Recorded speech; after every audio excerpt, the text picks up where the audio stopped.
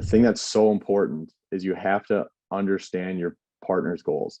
And it's not just about like, yes, they absolutely have to be ethical. Yes, they absolutely have to be hardworking. Yes, they need to have a different skill set. But there's a light at the end of every tunnel. And eventually, if you both keep on chipping away, you'll be there. Is that location the same spot as your partner? And if it's different, then you need to have an honest conversation, one with yourself, and then eventually with your partner about, is it worth the stress and the effort to one, either align those end goals or go your separate ways right now. And it was tough for me because the 3 unit partner was one of my best friends. I'm still really good friends with him, but it killed me inside because once I realized our goals weren't aligning, I was much more on the, hey, I'm going to be unemployed July 2024, and doing these small multifamily deals isn't going to get me to the point where it's going to put me in a spot where I'm going to have to get another job. And I want the Navy to be my last employer. And he was on like, yeah, that's great. And he agreed with that. But he was much more on a, hey, is the Navy or is real estate investing a retirement plan, or is it a income plan? Is it like my next job plan, my next employer plan?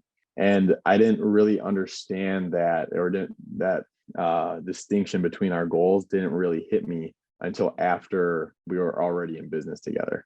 And so I started like doing syndication stuff on the side on top of like our own small multifamily ventures. And then eventually like kind of linked up, with my other business partner who's like super gung ho syndication, goals were aligning. And I eventually had to have the conversation like, hey man, like we're still going to keep this deal. We're still going to keep pushing it. And if something else comes up, then if the stars align, the stars align. But my top priority is going to be syndications because July 2024, that's a hard deadline for me. And at the rate we were going, I wasn't going to reach my goal. And that was a really hard conversation to have. One, because it's almost like a breakup, but two, he's like one of my best buddies, and he was happy to be in business with me because our skill sets aligned. We got along really well. Work ethics were great, but that end goal was just different. And he wasn't going to quit his job to put himself on the timeline that I was.